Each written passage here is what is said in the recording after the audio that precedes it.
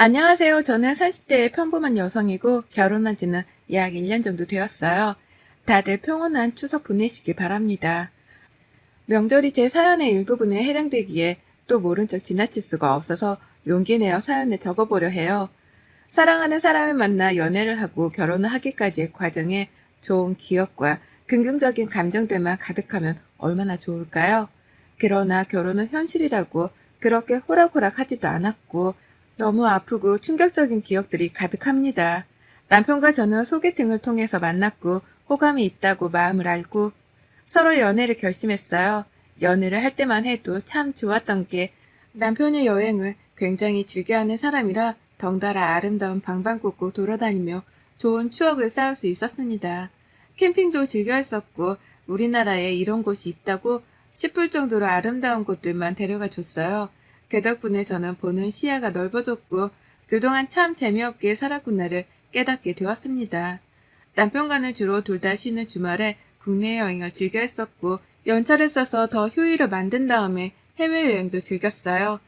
남편이 단순히 여행만 좋아하는 게 아니라 계획도 참 잘 세우는 사람이라서 믿고 따라가기만 해도 완벽한 여행이 되었습니다. 항상 그런 남편 덕분에 저는 하는 것도 없이 몸만 딱 따라가면 완벽한 시간을 보내고 올 수 있었죠. 그래서 남편이 제게 프로포즈를 할 때도 이런 말을 했습니다. 소라야, 우리 지금처럼 평생 여행하듯 살자. 기쁘고 신나는 순간도 있을 거고 고난과 역경도 겪어야 하겠지만 그럴 때마다 우리 지금처럼 잘 견뎌나가면서 서로 의지하고 그렇게 살아보자. 나랑 결혼해 줄래? 당신다운 프로포즈네. 그래, 결혼하자. 남편의 저 말이 평생 기억에 남더라고요. 여행하듯 살자는 말이요. 여행을 하다 보면 기쁘고 설렘이 가득한 순간들도 있지만 분명 예상치 못한 고난과 역경에 당혹스럽고 힘겨울 때도 있죠. 그렇지만 여행 중이니 평소보다는 더 좋은 감정으로 일을 해결하고 좋은 시간을 보내곤 했는데 그런 저희의 평소 생활을 비유한 남편의 프로포즈 멘트는 너무 귀했습니다. 이런 사람과 함께라면 정말 평생 여행하듯 즐기며 행복하게 살 수 있을 거라고 확신을 했어요. 그렇게 남편과 결혼을 했고 별 탈 없이 잘 살고 있었습니다. 그러던 어느 날 원래 차로 1시간 거리에 계시던 시부모가 저희 집 근처로 이사를 오신다고 했죠. 아, 소라니? 다름이 아니고 이사 소식 들었니? 네? 무슨 이사요? 뭐야, 동호한테 못 들었니? 우리 다음 주 수요일에 그 동네로 이사 가기로 했는데 동호가 깜빡했나 보구나. 수요일에 이사하는 거니까 그날 일 좀 미리 빼고 우리 이사 좀 도와줄래? 네? 어머님 갑자기 이사 결정을 하셨어요? 그 동네에서 정말 오래 계셨잖아요. 아, 며느리가 있는데 내가 왜 고생하나 싶어서 다들 며느리가 음식도 하고 이것저것 해서 가져다 주는데 나만 여전히 혼자 다 하는 게 너무 힘들더라고. 나도 이제 늙었잖니. 며느리가 차려주는 밥상이 먹고 싶기도 하고 다 같이 모여 살면 좋잖아. 아, 네, 그러셨군요. 우선 알겠습니다. 딱 저 얘기를 듣는데 불길함이 몰려왔습니다. 그동안 딱히 시집살이라고는 하지 않으셨던 시모인데 어디서 무슨 말을 들은 건지 작정하고 시집살이를 시키겠다고 마치 선포하는 느낌이었죠. 당장 다음 주에 이사를 오신다는 이 사실을 저만 몰랐다는 게 황당하기도 해서 남편에게 바로 연락을 했습니다. 여보, 어머님 아버님 다음 주에 이사 오신다며? 그런 중대한 사실을 왜 나한테 말을 안 해줬어? 이사 도우라고 일도 빼라고 하시던데 미리 말을 해줬어야지. 아, 맞다. 내가 당신한테 말을 안 했구나. 미안. 요즘 일 때문에 정신이 하나도 없어서 깜빡했어. 이미 이사 오시기로 한 거라 뭐 지금 알아도 미리 알아도 달라지는 건 없잖아. 말이 그래? 나한테 뭘 하시는 줄 알아? 대놓고 며느리로 부려먹겠다는 말씀하시던데 이건 시집살이 선포도 아니고 당황스러워 나 지금. 에이, 말만 그렇게 하시는 거지. 안 그러셔. 엄마가 언제 당신한테 이래라 저래라 한 적 있어? 없잖아. 걱정 마. 너무 태평하게 말하는 거 아니야? 아무튼 앞으로는 이런 일 듣자마자 꼭 바로 말 좀 해줘. 남편은 뭔가 본인 일이 아니라서 그런지 본인의 엄마라서 그런 건지 제 말을 대수롭지 않게 듣더라고요. 전 그런 남편의 행동이 무척이나 마음에 들지 않고 불편했지만 당장 벌어진 일은 아무것도 없어서 섣불리 뭔가를 할 수가 없었습니다. 걱정에 앞서는 건 사실이었지만 그래도 잘 지내봐야지 하며 마음을 꾹꾹 눌렀어요. 불안한 마음으로 시모의 이사를 기다렸고 드디어 이사를 했습니다. 당일에는 남편과 제가 이사를 함께 도와드렸는데 지옥에 입성하는 줄 알았어요. 정말 너무할 정도로 저를 부려먹었고 남편과 저를 딱 차별하는 게 보였죠. 예, 소라야. 내 옷들 드레스룸에 넣어뒀으니까 깔별로 딱딱 정리 좀 해줄래? 제가요? 그게 양이 너무 많던데 그럼 이 사람이랑 제가 같이 드레스룸 정리할까요? 내가 소라 너한테 시켰지. 우리 동호한테 시켰니? 동호는 내가 따로 시킬 게 있으니까 넌 정리 좀 해. 그렇게 한참 동안 옷 지옥에 빠져서 힘겨운 시간을 보내고 있었습니다. 분명 처음에는 밖에서 정리하는 소리가 들렸는데 어느 순간 조용해졌고 어디선가 맛있는 냄새가 나더라고요. 제가 착각한 거라고 생각하기에는 냄새가 닫은 방문을 뚫고 들어와서 나가봤습니다. 시모는 먼지가 온 집안에 날릴 테니 드레스룸 창을 열고 문 닫고 정리하라고 했거든요. 제가 그 먼지를 다 먹는 건 신경 쓰지 않았던 거죠. 당신 뭐해? 정리 안 해? 그게 엄마가 이거 맛 좀 보라고 해서. 예, 정리 다 했어? 아직이요. 근데 왜 나와? 내가 분명 정리 다 하고 나오라고 했잖니. 그리고 먼지 날리니까 방문 열지 말라고 말했지? 왜 내 말을 다 무시하지? 그게 아니라 밖에서 맛있는 냄새가 나길래 제가 착각한 건가 하고 나와본 거예요. 오늘 한 끼도 안 먹어서 배고프거든요. 그렇지. 배고프겠다. 같이 먹자. 무슨 소리야. 이거 제대로 만든 것도 아니니까 조금만 참고 정리나 해. 정리를 빨리 해야 뭘 먹던가 하지. 정말 먹는 걸로 저러는 게 가장 유치하고 치사한 건데 시모는 귀엽고 단 한 입도 주지 않고 저를 다시 먼지 가득 쌓인 드레스룸으로 돌려보냈습니다. 황당했던 건 본인들이 식사를 하기 위해 대충 주방을 싹 다 치웠더라고요. 그리고 거기에 앉아서 한우를 먹고 있는데 딱 봐도 식사 중인데 잠깐 맛만 보는 거라며 저를 못 먹게 했습니다. 순간 너무 서럽고 내가 왜 이러고 있어야 하지? 라는 생각까지 들어서 너무 속상했어요. 그래도 이걸 다 정리해야 집에 갈 수 있다는 생각에 정말 이 악물고 정리했습니다. 옷도 얼마나 많은지 정리를 해도 끝이 없었어요. 그거에 스트레스를 받다가 그냥 꾹 참고 했습니다. 드디어 정리를 다 했고 나와보니 남편은 소파에서 자고 있고 시모는 그 밑바닥에서 자고 있더군요. 저는 자고 있는 남편을 살짝 깨워서 집에 가자고 눈치를 줬습니다. 그런데 눈치 없는 남편은 큰 소리로 말했어요. 정리 다 했어? 고생했지. 잠깐 쉰다는 게 깜빡 잠들었네. 벌써 저녁 시간인데 엄마네서 먹고 가자. 집 가서 밥하기 귀찮지? 아니, 그냥 집으로. 아유, 뭘 집에 가서 먹어. 그냥 여기서 먹지. 얼른 밥하게. 소라, 너 주방 좀 치워라. 주방이요? 그래. 아까 그 잠깐 맛보느라 이것저것 꺼냈는데 못 치웠어. 허리가 아파서 그걸 얼른 치워야 밥을 먹지. 우리가 먹은 거? 그거 내가 얼른 치울게, 엄마. 에이, 무슨 소리야. 너 키우면서 언제 엄마가 주방일 하게 뒀어? 그런 거는 여자들이 다 알아서 할 일이니까 너는 잠자고 있어. 너 아직도 안 치우고 뭐하니? 그렇게 몸이 무거워서 뭘 해먹고 살 수나 있겠어? 저 여태 옷 정리하느라 허리 한번 제대로 펴지도 못했고 앉아서 쉬지도 못했어요.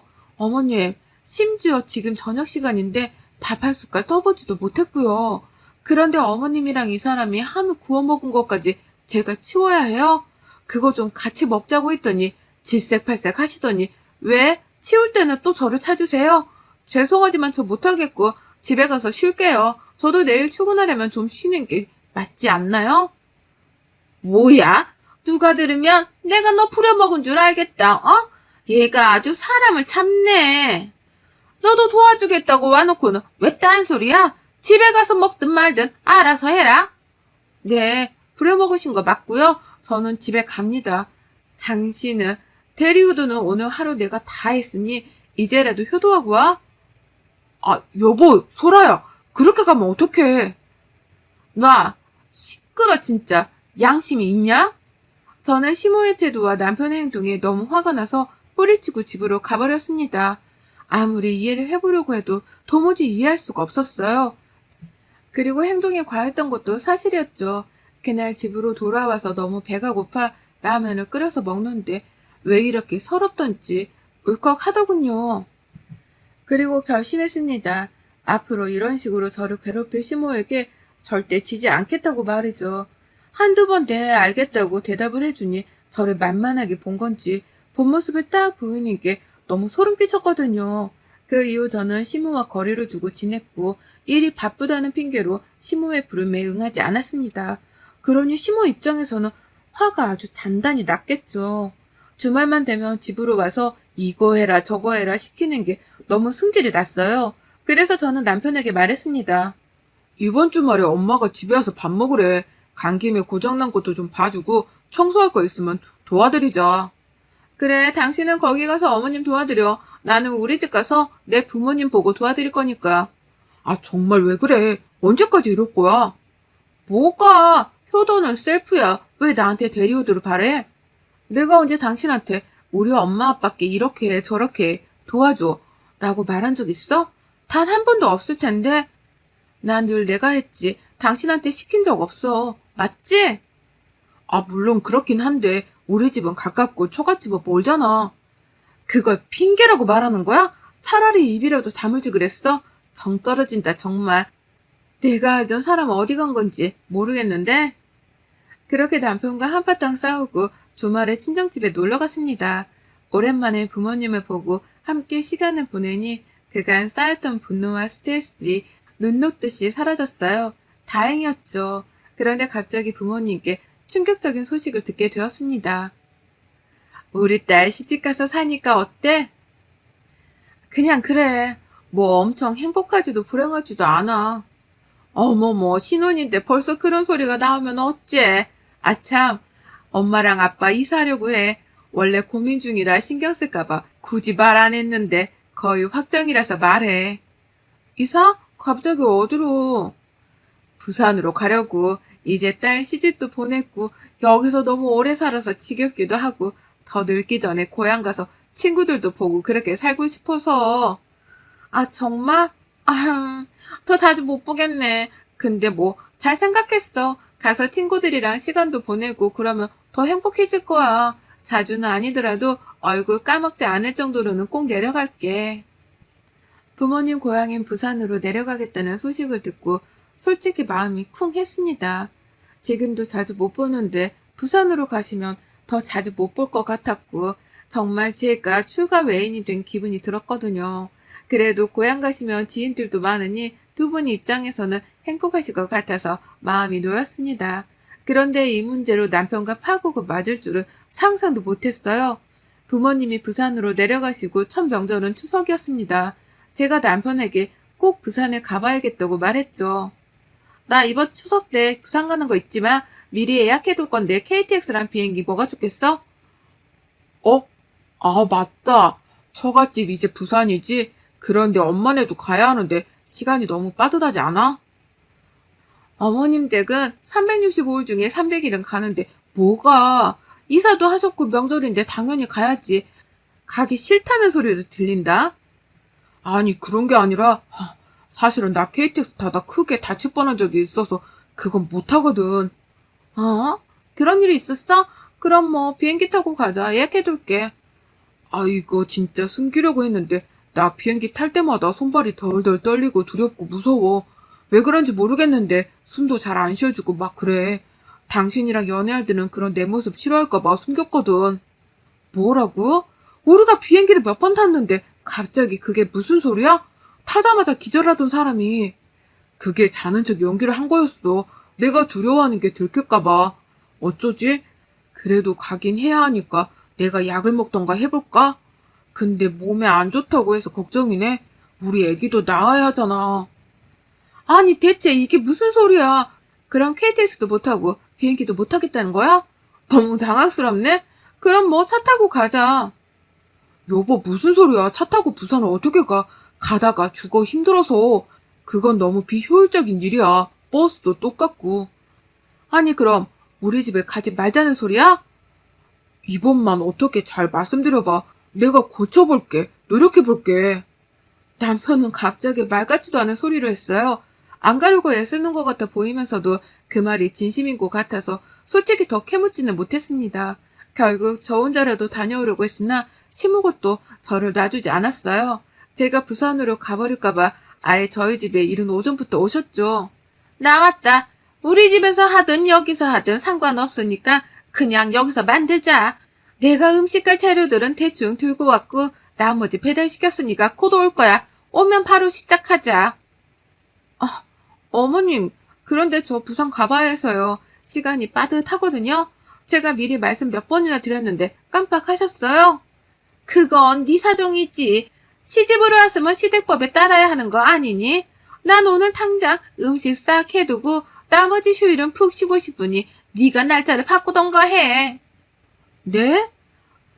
당장 지금 어떻게 바꿔요? 못 가죠, 어머님. 그럼 가지 말던가. 딸 시집 보냈으면서 왜 소유하려고 하니? 너 이제 우리 집 사람 아니야? 딸은 원래 시집가면 출가외인이라고. 시모는 저를 못 가게 할 작정으로 아예 계속해서 부려먹으려고 했습니다. 너무 화가 나더라고요.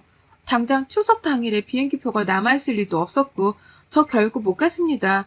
분노해 있는데 웃긴 건 지금부터였죠. 저는 그 와중에 이 음식들을 다 해야 쉴 수 있다는 생각에 입 닫고 음식을 막 하고 있었어요. 그런데 남편이 자꾸 드레스룸과 안방을 왔다 갔다 하며 분주해 보였죠.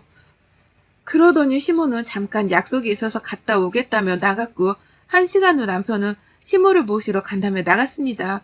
결국 저 혼자 음식을 다 했고 저녁 8시가 되어도 둘 다 연락을 받지 않았죠. 그러다 시모랑 연락이 되어 물었습니다. 어머님 대체 어디세요? 그게 사정이 있어서 우리 오늘 못 가거든. 그러니까 너 먹고 쉬든가 해라. 네? 이 사람은 왜 전화를 안 받아요? 대체 무슨 사정이길래 갑자기 외박을 하시는 건데요? 그걸 내가 하나하나 너한테 설명을 해야 하니? 참 잡고 있어 그냥 좀. 동호전화는 고장났다. 수리 바뀌어야 해. 그러니 전화 그만해라. 어차피 해도 못 받는다. 그렇게 시모는 전화를 끊었고 저 정말 혼자 펑펑 울었습니다. 분노가 막 솟아올라서 이 감정을 참지 못하겠더라고요. 지금이라도 혼자 차 끌고 부산으로 갈까 참 고민을 했는데 제가 운전이 그렇게 능숙한 게 아니라 혼자 장거리 운전을 할 자신이 없었죠. 결국 혼자 펑펑 울면서 술을 마시고 있다가 쌓아둔 짐을 풀었습니다. 그런데 커플 캐리어 하나가 없어진 거예요. 남편이 사용하는 캐리어가 없었고 드레스룸을 자세히 보니 여름 옷들이 많이 비더라고요. 이상하다고 정말 생각만 했습니다. 그 후 3일 뒤에 남편과 시무를 만날 수 있었는데 남편이 새까맣게 익어서 왔더라고요. 심지어 서늘한 날씨에 반팔 반바지를 입고 왔길래 물어도 대답을 해주지 않았습니다. 전 이상한 느낌에 남편 핸드폰을 뒤져봤어요. 고장났다더니 말끔하게 작동하더라고요. 그런데 카톡 목록에 비행기 예매한 기록이 있었고 세이브를 갔다 왔더군요. 잠들어 있는 남편을 흔들어 깨웠습니다. 이거 뭐야? 당신 어머님이랑 세이브 갔다 왔니? 그거 내가 간 건 아니고 엄마 친구랑 일이 있어서 아무튼. 네 이름이 이동호인데 네 비행기 티켓을 엄마 친구가 갈 수 있어? 거짓말을 할 거라면 좀 그럴듯하게라도 해야지 속아주지. 너 진짜 미쳤구나. 비행기 타면 미칠 것 같다며 우리 집에는 한 번을 안 가주더니 나 속이고 나 혼자 일 시키고 세이브를 갔다 왔어? 이 둘은 저를 부려먹고 떼어놓고 세부로 가서 여행을 즐기다 왔더라고요. 새까맣게 익어서 온 이유였죠. 그 사실을 알고 저는 더 이상 이 사람과 살 수 없다는 생각을 했어요. 짧은 시간일 수 있지만 시모가 이사 온 후 단 한 번도 행복하지 않았습니다. 그리고 저를 속이는 게 당연한 이들과 더 이상 엮이고 싶지 않았죠. 이혼을 선언했고 시모는 그 사실을 알고 한밤중에 찾아와 제 머리채를 잡으려 했어요. 그래서 전 시모의 정강이를 발로 세게 때리고 제가 머리채를 잡고 말했습니다. 툭 하면 윽박지르고 손버릇까지 더럽네. 내가 니네 종이니? 노예야? 남의 집 귀한 딸을 네가 뭔데 부려먹어. 안 그래도 없는 머리털 내가 다 뽑아주고 이혼할게. 그러게 적당히 하지. 사람은 왜 그거를 몰아가기를. 어머머머, 얘 미쳤나봐. 통호야, 아들. 당신 진짜 왜 그래? 미쳤어? 기다려. 다음은 네 차례니까. 네 머리털도 다 뽑아줄게 내가. 이혼은 저도 다 정리하고 부산으로 내려왔습니다. 그곳이 부모님 고향이라 지인이 많기도 하지만 제 지인들도 꽤 있거든요. 마음이 적적하고 힘들 때 늘 위로받던 곳이 제게도 부산이라 부모님 곁에서 함께 다친 마음을 치유하고 있습니다. 남편과 시모는 어떻게 지내는지 소식조차 몰라요. 혼인기간이 짧았고 합의혼을 했던 터라 서로 따질 것도 없이 깔끔하고 아주 신속하게 이혼을 할 수 있었습니다. 어쩌다 저런 집에 시집을 갔을까 후회스럽지만 제가 자꾸 후회만 하면 마음이 더 지옥이라 그러지 않고 싶었어요. 그래서 후회는 이제 그만하고 앞으로의 제 삶을 제대로 살아보려고 합니다.